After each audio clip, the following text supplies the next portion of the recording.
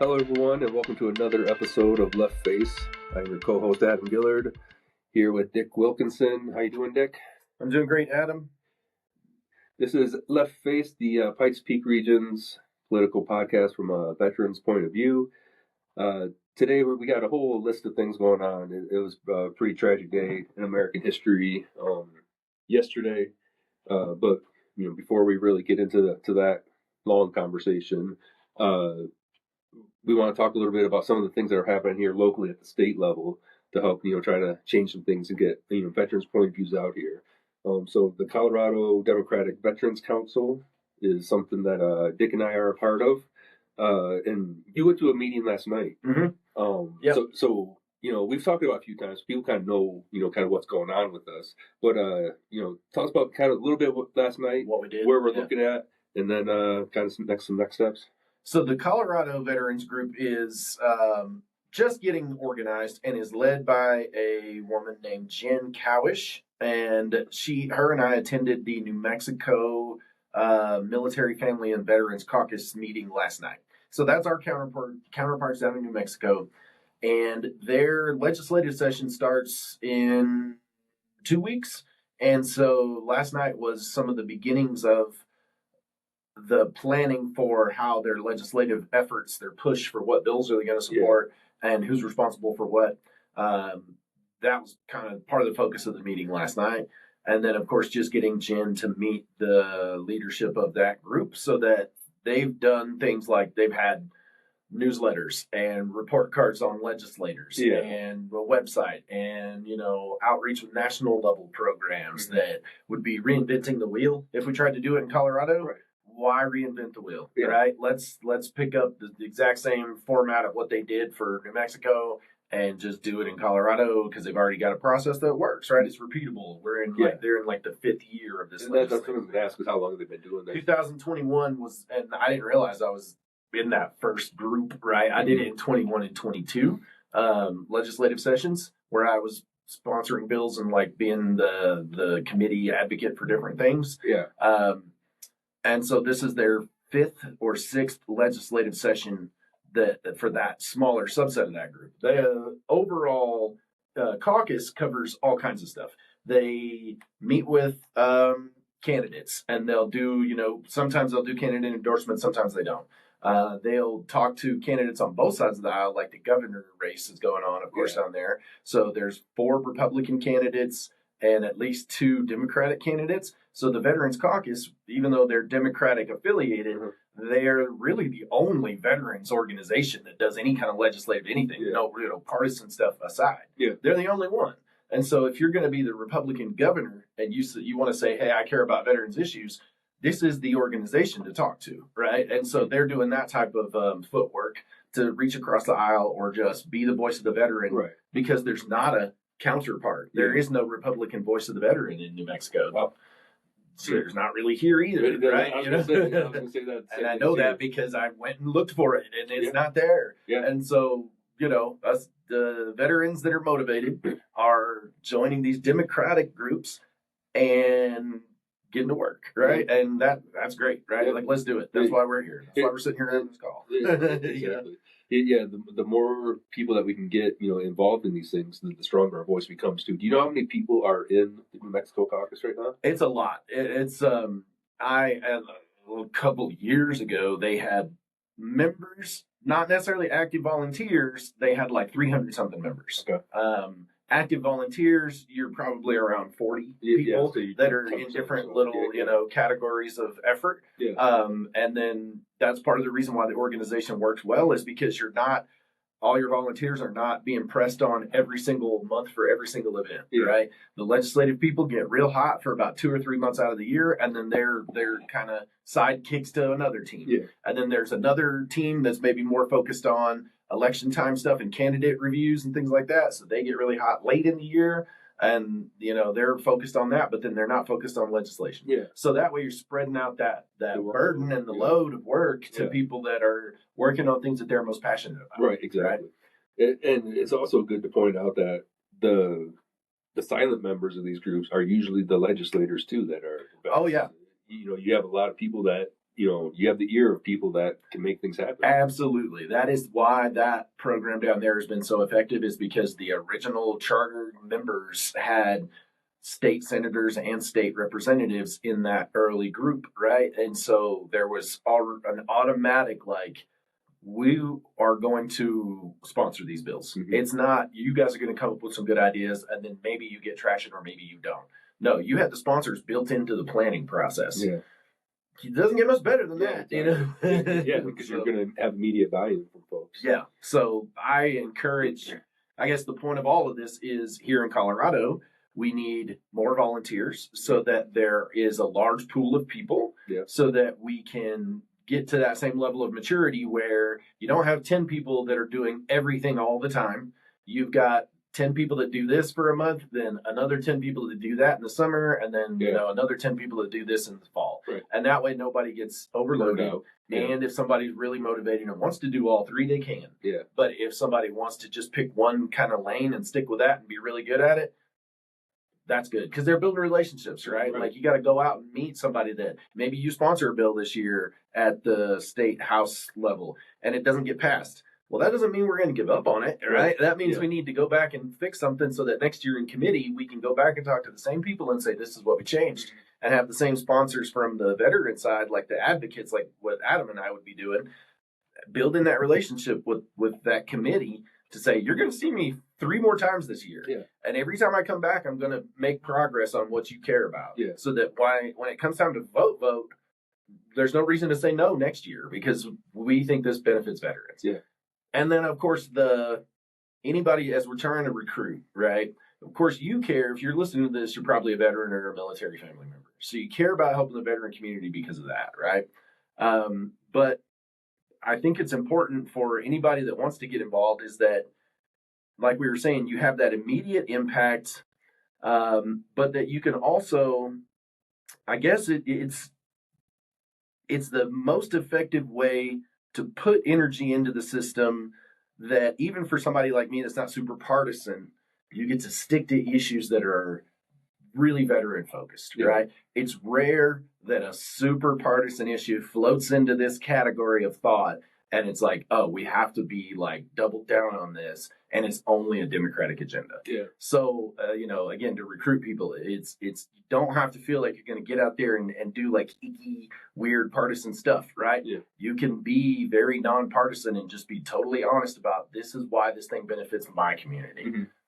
Yeah, you're coming straight out of that community and speaking the truth. Yeah. So yeah, and I mean, historically, we always see support for things like that. So.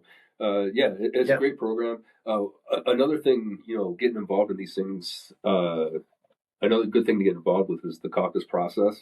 Because if you're a member of our group, you don't get like a ticket to caucus, right? Okay. You still have to go, do the whole, try to be a delegate or to be a delegate to assembly and things like that. There's a whole thing. And you can go to the El Paso County Democrats website to figure out the caucus things and everything like that. Yeah. But it's only a couple hundred people here locally that really participate and become delegates and things like that. Mm-hmm. So if you're fortunate enough to be in a precinct that, you can get in there, you're talking to people that are, really making things happen. So one, you learn what their priorities are, and you can kind of see what's on the horizon. And two, you can bend their ear and keep talking to them. Yeah. About things that are important to you.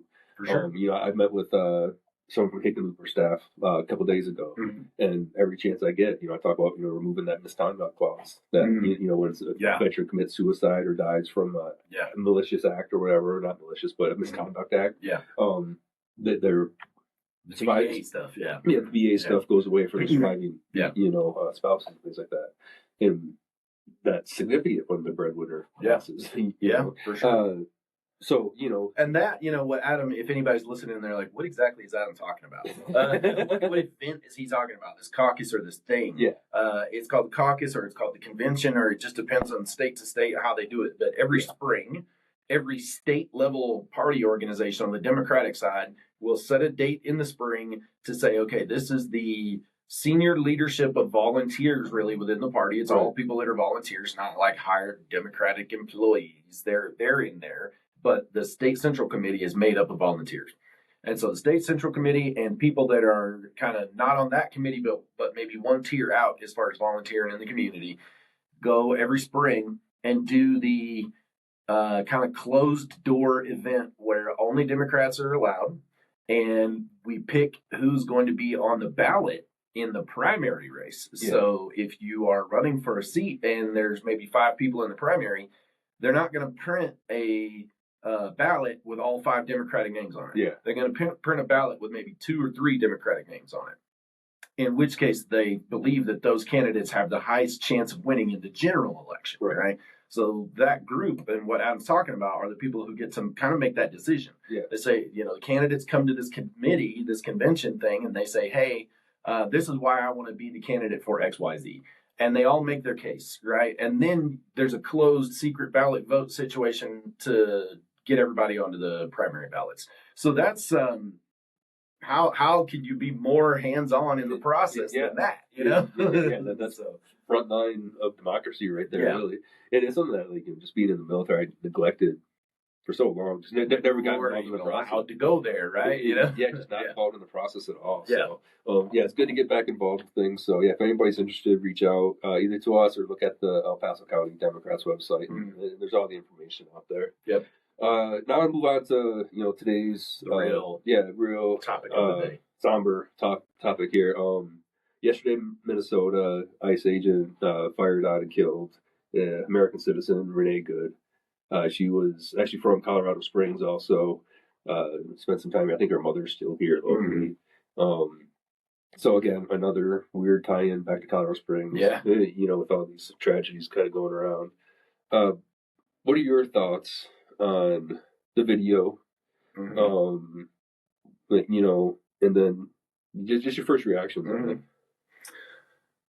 I am surprised we don't see something like this once a week. No kidding. With the way that ICE behaves and the way that they're trained and the way that they believe. Did you see how they immediately went to a high school? Did you see afterwards? So after they killed this woman, they went to a high school there.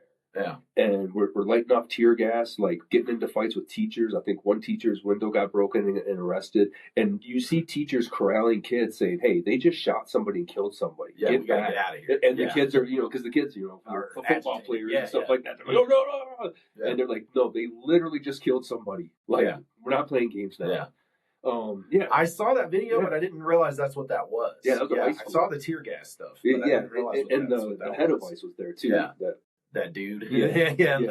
Whatever. Chancellor of ICE or whatever. Just cosplayed up there. Yeah. But so he was there. He was in the mix, carrying tear gas and shit like that. That's his jam.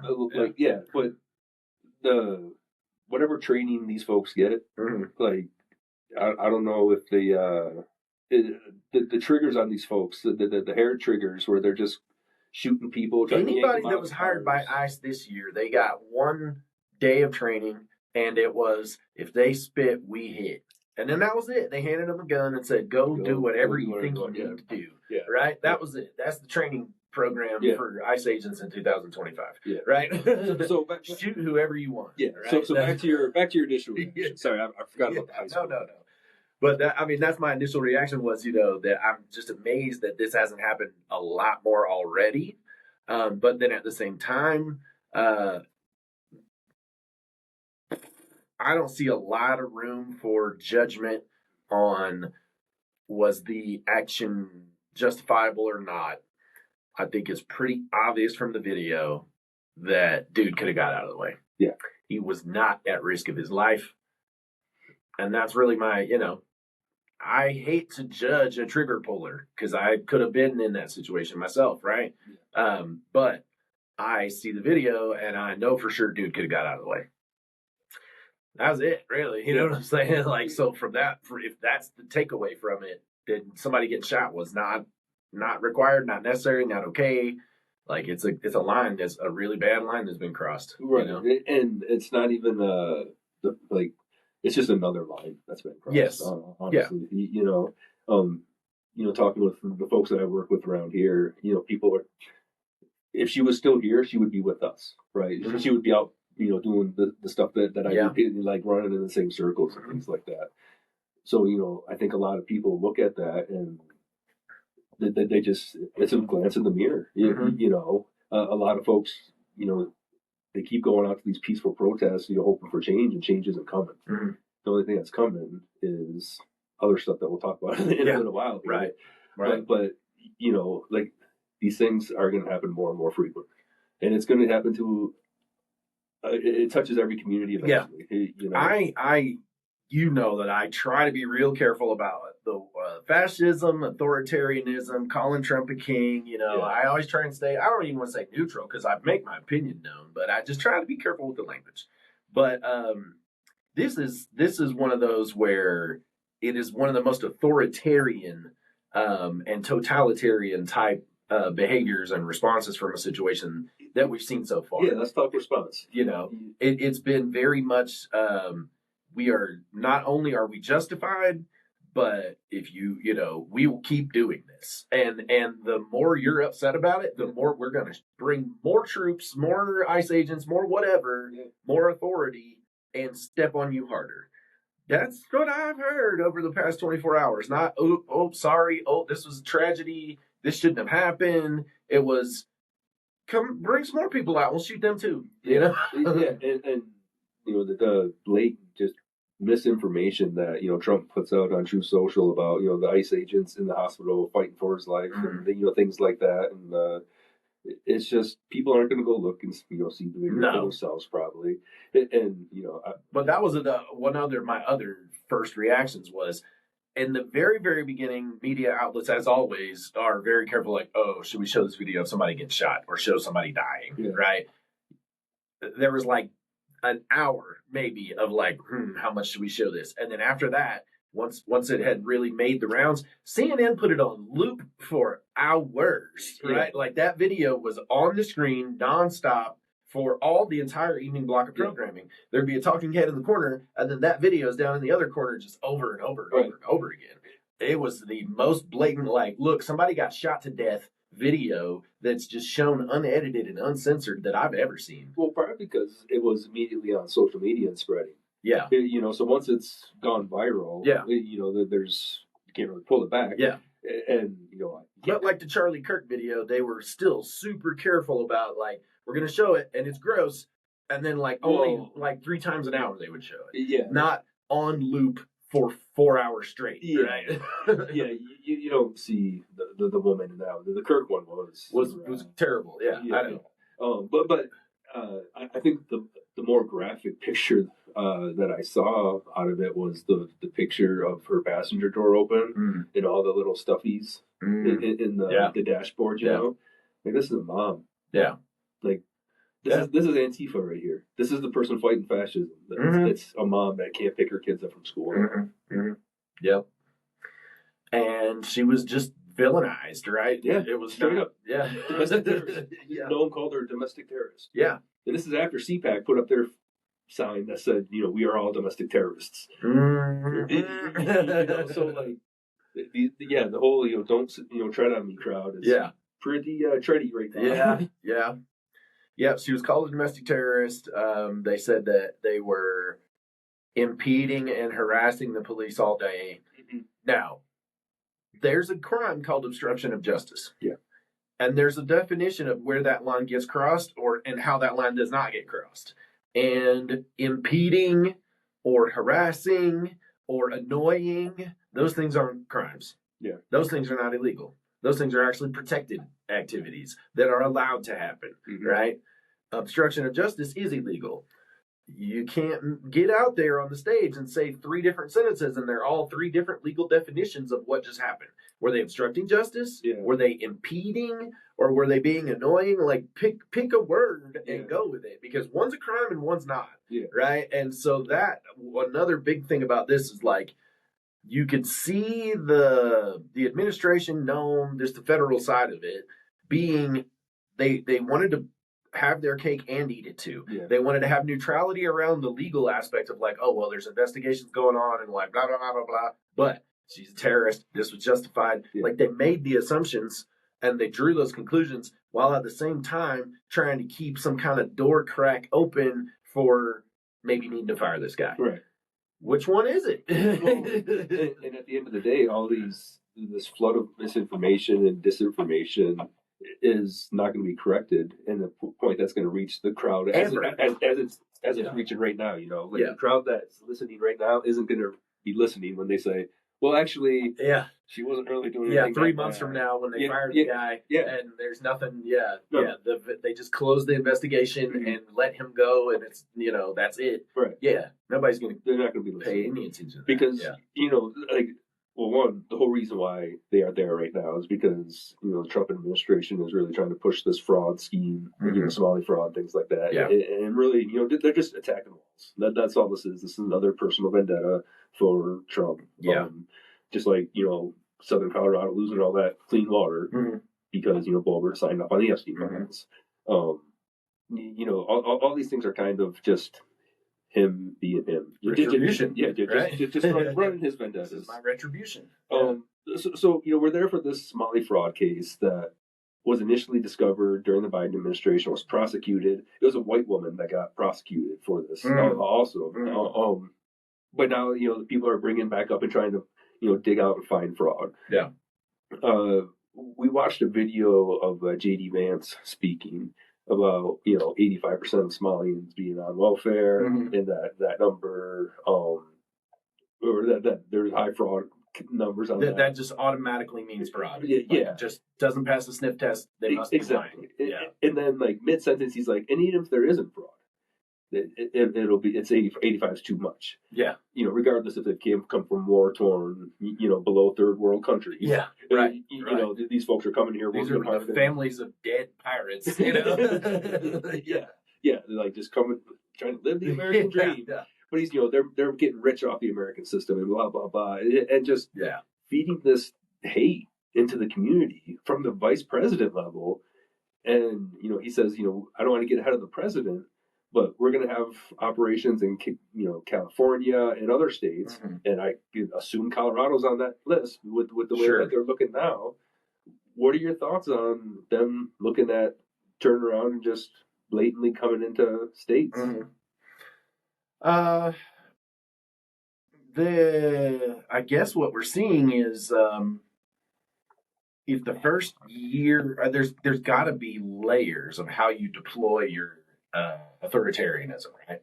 And so you start with the lowest hanging fruit, which is immigrants that you have defined as criminals, the worst of the worst, right? That you're not going to get people upset about if we arrest them, deport them, even if there's some mistakes made. We're just gonna gloss over it, and then we're gonna show that we're in charge, right? And we're gonna start showing that we're in charge by going after these worst of the worst immigrants, right? Well, then you peel that next layer of the onion and you go, well, now we don't need the worst of the worst. We just need immigrants, right? So here was one of the things that was cut out of the 60 Minutes episode for Rod Seacat.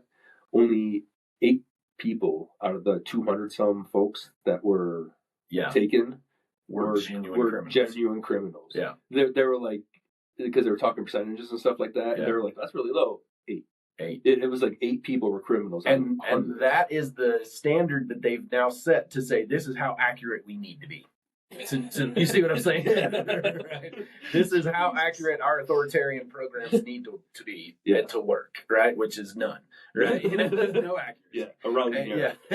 And so for me, that's what I get out of this is we're watching the encroachment from starting at the fringe, which is let's arrest illegal immigrants that are also violent criminals, and we're just watching a reproachment of that back in towards more of what we consider our law-abiding American citizens, right? We start out on the edge where they're not a citizen and they're not law-abiding. Right. Okay, now we move back to, well, they're law-abiding but they're not a citizen. Now we move back to, well, they are a citizen but they're too much welfare. Now we move back to, well, they didn't go to the right Ivy League school, so those guys. Yeah, do they really need that citizenship? Yeah, and so that's what I see is the type of language that I hear J.D. Vance using of, well, if any population from some, country that's just basically all slums, if they come here and can't just be totally prosperous, then they shouldn't come here at all.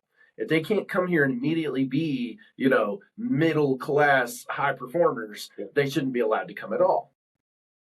what?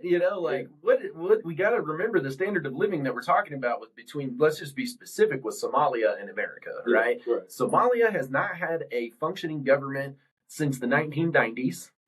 They have been completely controlled by warlords since then. Women, it's basically Taliban rules for a lot of communities there as far as how women are treated, right? Like they are property, they are given to young men as wives without, it's arranged, things like that, right? The recruitment program to bring pirates from the American diaspora back to Somalia was, hey, you're not getting anywhere in America, right? You're not making it, young man.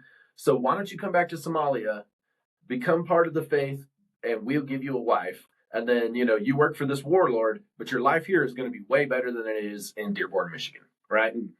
And that worked, dude. It worked in the mid 2000s, like 2005 to 2015 timeframe when the piracy was really kicking. Yeah. They were bringing back, 18, 19, 20-year-old men with no problem because they couldn't get a wife in America. Yeah. And so 20-year-old dude, most important thing to you is having a wife, right? And so it's like, we got wives for you. Come on over. That's what we're talking about, right? Like we're talking 10 years ago, they were recruiting terrorists with the promise of a spouse. So the education is almost non-existent there. Economic prosperity, non-existent, right? And so even if you own a business, you're still just getting shaken down by the warlord, right? So there's no way out, basically, is what I'm trying to say. And the entire community, as much as they may have, totally fine, like cultural and heritage and there's things there's goodness there. But if you take one of those people and bring them to America and they don't know how to read and they've never done math and they've only ever been a laborer, how do you expect them to not be on welfare? Yeah. You know what I'm saying? Yeah. And I'm not the most super compassionate person around like the plight of the poor, right? I'm just not.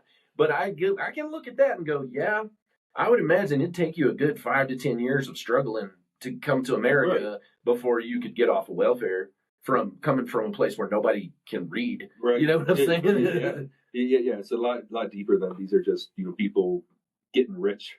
And they're not getting rich. Now there were scammers, and scammers get rich, sure, because any criminal can get rich doing criminal stuff. Yeah, drug seller, But we got to pretend like we should stop pretending it's only black people that do these things. Oh, for sure. You know what I mean? Yeah. No, pandemic was scam city, man. Yeah. Like all different layers of all pieces of culture and society. Yeah. Rich white people were ripping off the government for millions of dollars just the same as poor brown people were. Yeah. It was all happening, And we just need to always make sure we're calling out that bias so that when people see it. Yeah. And so now when we have this whole Somali fraud thing really being pushed hard here internally, we have the president just recently talking about wanting to up the military budget to 1.5 billion.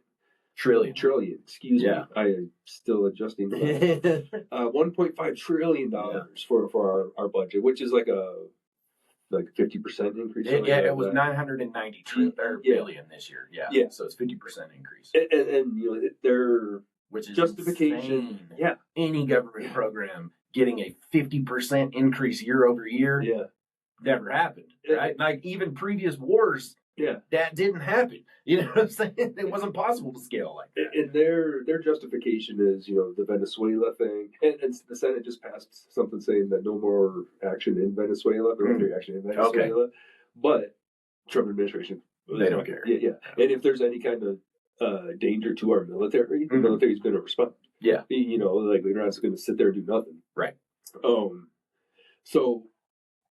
I can't remember. 1.5 trillion. Yeah, I know where your lane of thought is there, but I'll let you arrive to it. Yeah. So they're saying Venezuela, other natural resources up in Greenland that we need to start talking about, acquiring somehow. Trump's threatened the military on them. But our huge budget. We fought 2 wars for 20 years with that huge ass budget that we had. Right now, we don't have. Yeah, we don't have 2 wars going on. No, we don't have 2 wars going on. This year's budget was the most money ever. Yeah, given to a National Defense Authorization Act. Right, highest budget for the military ever. Yeah, there is no war going on. No. Yes, you're right. And we're not participating in the wars, in the other proxy wars that are going on, like Ukraine. No, like we're not. They maybe make sense to be like, oh yeah, it took a couple $100 $1 billion to feed that beast. No, we're not touching it. Yeah. So that money's not going to those conflicts. Yeah. So even if starting our own thing down in Venezuela, and even starting another one, trying to go to Greenland, if we did something there, the money is still there. Those are also penny wars, right? Like Right. those are wars we get to fight with like slingshots. You don't have to use real might to do either one of those, right? Yeah. So those are cheap ass wars, So we're getting $1.5 trillion pumped into our military, while the vice president peacetime military, while the vice president is saying, "Look out, California." Mm-hmm. Look out, Colorado and other states that have descended against that wants to protect criminals more than citizens. For a make believe smiley frog thing that could be true. He didn't even say if it was true or not. Oh, the 85%. Yeah, he didn't give any source. That was administration fluff right there. So this $500-600 trillion increase is going to be used specifically for American citizens. Like operations inside the U.S. Inside the U.S. Like our cameras, our guns, our sensors are going to turn inward, or we'll just add more. Yeah, we won't lose those ones, but we're going to this money is going towards a surveillance state here. Like this is, but it wouldn't cost that much money to do that. Is what I'm saying. This is more money than you need to do that. Yeah, they are still definitely embezzling money. There's $4 trillion floating around out there that's just doesn't make sense. If we're at 1.5, there's $250 billion of that like, for where would it go? Now I'll give you a little insight into this happened yesterday as well, where Donald Trump said the defense industrial base, or the defense contractors that are out there, are moving too slow. They make everything costs too much and moves too slow. They don't maintain the systems after they build them properly. So like ships, right? Like there's not enough people maintaining the ships. And that basically the defense industrial base is fleecing America, that all of the CEOs must be held accountable, and that they're only allowed to get paid $5 million a year for a CEO of a defense contract company until they meet his idea of what fast and capable is. And so the government is taking over private industry. Well, he said, no, I am not going to allow any defense contractor companies to do dividend payouts, stock buybacks, CEO packages. He said all of this on a Truth Post yesterday. He said, I'm going to dictate how these private companies do business. Yeah. And I was like, you can't. Right? Like, it's just not, there is no mechanism to do that, right? You're not in the board meeting of Raytheon. Yeah. You're not there. And how much they decide to pay somebody, you're not part of that. That's what really, like government takeovers of private industry. Like that's why I see that lining that up. Because of how they start saying weapons of mass destruction, fentanyl, things like that. And of course, this has a real tie. Yeah, this has a string attached to it of national security. Yeah, and Adam and I know. And if we're at war, we're at war with Venezuela, right, and Greenland, right, or Denmark or whatever. So. We know that in the government, there's two words that if you say these words in a meeting, you get to become the tail that wags the dog. If you're in a meeting, it doesn't matter how much more rank the person at the other end of the table has from you. If you say, this is a safety concern, that's it. Meeting stops. Yeah. Or if you say, this is a security concern, that's it. Meeting stops. Right. And everybody listens to what you have to say. Yeah. And you get to become the tail that wags the dog. Yeah. Immediately. And all the other things that made sense can get crumpled up and thrown out the window if private snuffing might get backed over down at the gate. Yeah. Well, that's it. We're not doing the whole exercise. It's just thrown out the window, right? Yeah. And that happens all the time. And I would even see people abuse that and go, I don't know, but I'm going to say the word safety and maybe we'll get out of it. I've seen it happen, right? Oh, yeah. And so Trump knows that, right? Like everybody up in that level of the apparatus understands that if you say national security, and especially with the tone of the way the Supreme Court is set up right now, that's it, man. Yeah. You are, all bets are off. Yeah. For sure. Yeah. So, and we've established that. So again, do I believe, this is the thing that doesn't make any sense. Those people are billionaires. He's talking about going after billionaires. He's not going to do that ever. No way. He has no legal control over any of those defense contract people.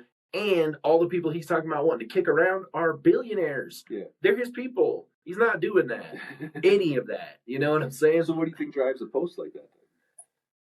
Hegseth told him, I want $1.5 trillion to do everything faster and to have 5 of everything instead of 2 of everything. Yeah. That's where that came from.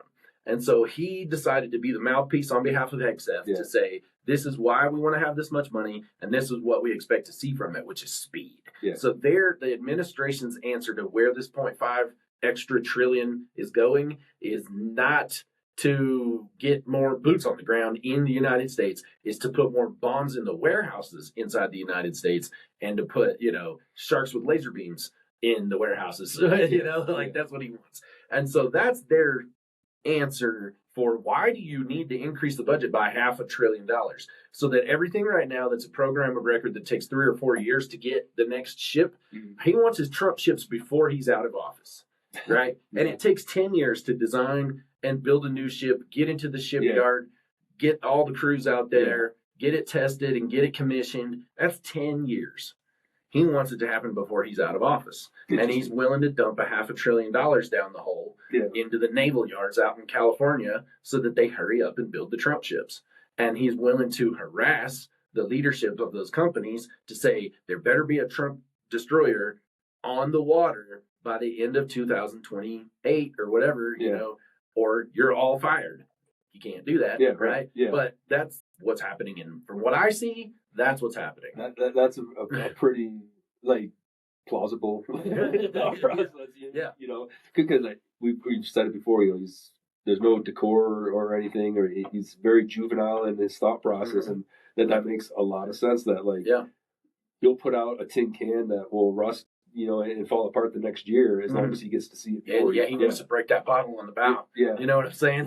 He's going to swing that bottle. Yeah. And it's going to say Trump in giant letters across the side. Yeah. And then he can go die after that. In his mind, he's like, I've done it. I've done it all. Yeah. And yes, that thing gets decommissioned 6 months later because 10 sailors died because there was a gas leak. Doesn't matter. You know what I'm saying? The headline happened 6 months ago. So I see the 1.5 trillion as if we're not going to just throw stones at the administration, it would be to accelerate delivery, accelerate development. But that's a 50% increase isn't necessary for that. Yeah, less bureaucracy and cultural changes are way more important and effective than pour money on it. And then he just said, I'm going to force you to not behave like a regular profit-making corporation. Mm-hmm. But then at the same time, I'm going to put more money into the system, but I'm not going to let you spend it the way you think you need to spend it to keep your company running. Well, what I'm saying? And to get my results. The results that he wants. Right. It's going to... Who knows? You know what I'm saying? It's totally counterproductive. You want them to work faster? Don't tell them that they're going to pay people less money. Yeah. You're going to pay everybody in the company more money if you want them to work faster, even the CEO. You're going to go hire another CEO and pay them more money because you're going to put more pressure on them. Yeah. Not, hey, who wants to come down here for $5 million and get kicked around by the president and told that you're terrible and that you're asking for too much from the taxpayers. It's one or the other, you know what I'm saying? You're either doing a great job and delivering the hell out of this product, or, the military themselves need to just start making it, and the company's not going to make it anymore. You know what I'm saying? And I think that's what they're pushing for. It's the same way that they deliberately sabotage the Department of Education. Mm-hmm. You keep taking funds away a little bit at a time, so the quality of education keeps falling, and then it's not good. But that's privatizing it in the other direction. Right. Right now, military development is privatized, right? And so why would you governmentize that, nationalize it? Right? Because Trump's in charge now. It's not so much. Okay. I'm not thinking of the government as government as we know it. Yes. It's Trump's. It's the Trump corporation. Right gotcha. Now. Gotcha. So if he's in charge of it, he's cool with that. Yeah. He's in charge of Venezuela. Did you know that? I heard. He's the president of Venezuela and America right now. Dual-hatted. It's like winning a belt in 2 weight divisions almost, He won the heavyweight belt, he became the American president, and then he went down to light heavyweight, and now he's the Venezuelan president. Yeah. Right. A bunch of hot dogs and hamburgers. Drop weight. Yeah. All right. Sweating out that KFC grease, right? All right, and I think that's where we're going to end it. Well, actually, one more last moment for Renee Good too. Yes. Let's keep bringing it back to her and remember her. She's a member of our community, and it's just the tragedy felt by that family is just something I can't fathom. You know how they said, say her name about Lake and Riley and the fact that an American citizen got killed by a terrible, worst of the worst illegal immigrant? Mm-hmm. What happens when an American citizen gets killed by a goon? Yeah. Yeah. Yeah. And what do we say then? Who goes to Congress and yells at the president? And, who goes to who does that, right? I don't know. Nobody yet. Yeah. All right. Well, we'll leave you on that one. And thanks for tuning in for another episode of Left Face. We'll talk to you all again next week.